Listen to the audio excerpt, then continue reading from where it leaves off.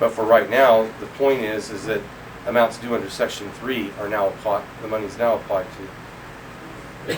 Then any remaining amount shall be applied first to late charges, second to any other amounts due under this security agreement, and then to reduce the principal balance of the note. They said it twice.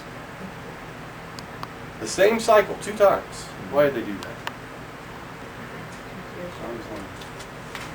Because they knew you were going to send them a check 30 days later. Because you didn't understand what you were getting into. Because you didn't understand that when they took that note and sold it, and said, I said, here, Tom, I have a note here for $100,000, and the aggregate on this note over the next 30 years will be $400,000. Will you give me $200,000? Sure, why not? Tom gives me the $200,000. What am I supposed to do with this money now? Credit the escrow account and close the escrow.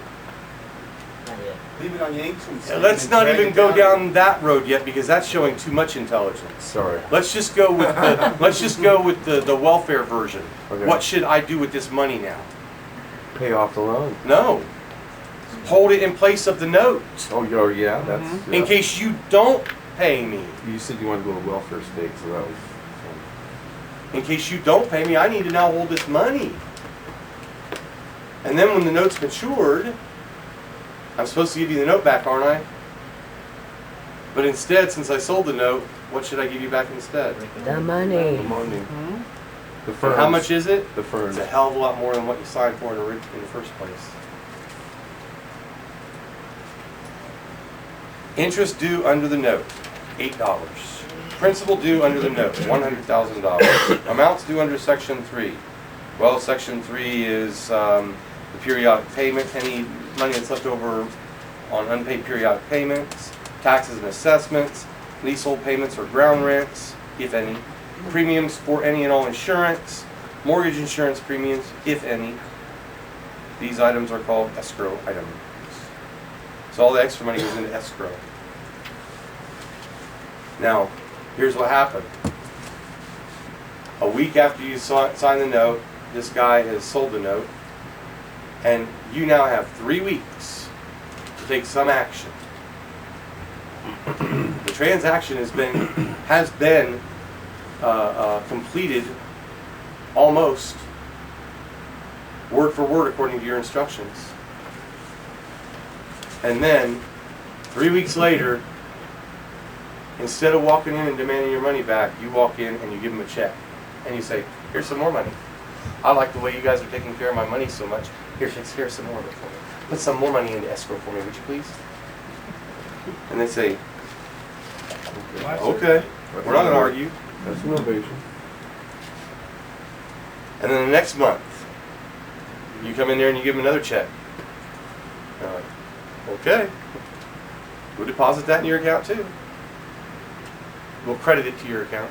You like that, right? You want it credited to your account, don't you? Right. Yeah. So you come in the third month, you give them a third check.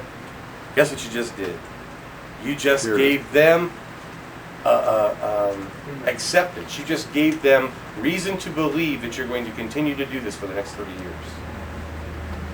So what do they do then? They sell it. The deed of trust. The deed of trust, the second sale takes place. And this time it goes to the servicer. And I say, Mr. Servicer, I'm going to be getting $1,000 a month from this dope. I mean this fine young lady right here. Would you be interested in taking her $1,000 a month and keeping $100 and passing me on the $900? Sure. But if she doesn't pay, you still got to pay until you foreclose on her. Sure. Now, why is the servicer so mad when you don't make your house payment? Because he's on the hook Yeah. for this contract, He's for your deed of trust. Off common ledgers. And you know another thing, when they call you and they start complaining because you're in foreclosure, they don't talk about you're in foreclosure, we're going to foreclose on the note. They don't say they're going to foreclose on the note. They're going to foreclose on the deed of trust. Yes. So simply, on the day of closing, you sign the promissory note. It goes up to the Fed. Then I they guess that's set- the paperwork that I've seen, some of it. I haven't seen all of it. I can't speak to first-hand knowledge. Okay, so then they sell the note, Mhm. and all they have is a copy, but they've sold the note. with a copy, not with your original signature. And then they sell the deed of trust, so it's Two separate three sales. steps? Two separate Two sales. separate sales. Okay. They get the money from the Federal Reserve, and Right. the way I've seen the call reports, it shows the money comes from the Federal Reserve to the bank, and they write a check to pay for the house. Bam, the house is paid for. If you owe anybody, who do you owe? Federal Reserve. Federal Reserve. But it sits there for the 3 years, right? It sits there for 30 years. 30 years. Yeah, I mean, as Well, long as it unless the sits bank there. OIDs it and said you Well, they're gonna do abandoned that. the funds. Okay. But I mean, not the whole amount sits there for 30 years, because they do as cheat to the state after 3. That wasn't what I meant, or what I thought you meant. I mean, you're gonna keep paying those payments, so it's always gonna be there. Right. The escrow is always gonna be there for 30 years. Okay. It's just gonna have different amounts in, yes. Good question for him. How do you call the call report? Who do you talk to? It's, well, actually, that's slang. The proper term is financial, Forensic currency trades, financial account, I'm sorry, I can't remember the real word.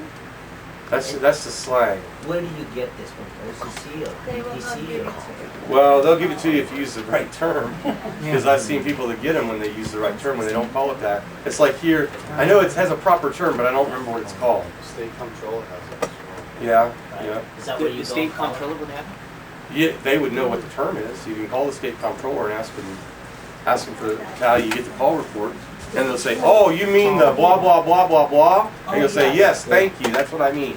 I called the comptroller of the currency in Houston, Texas, and they didn't have a clue. What a call report Yeah, was? and I explained it to her. and Well, she's like, then you were talking to some gatekeeper Goyim at the, recent product of the public school system, or failed her first 3 GED tests. The terms I mean- that I've heard is called it's a forensic currency trace, and from that there's another activity that happens from the history and pattern of the forensic currency trace. Those two elements are what is Right, but the actual document that I saw that showed the routing coming through the Federal Reserve said something else at the top, okay. and the bank said this is the call report, because call report is slang and There's doesn't something else you got. Right, right. Just like when I had the issue here with the bonding here in San Bernardino County, here I am doing the bureaucratic shuffle, and I'm real good at doing that. I've been doing it since I was 16. And if they tell me to go, I'll go. And when I get there, they better have what I want, because if they don't, I'm going to find some reason to turn the guy I just got there against the guy that sent me there.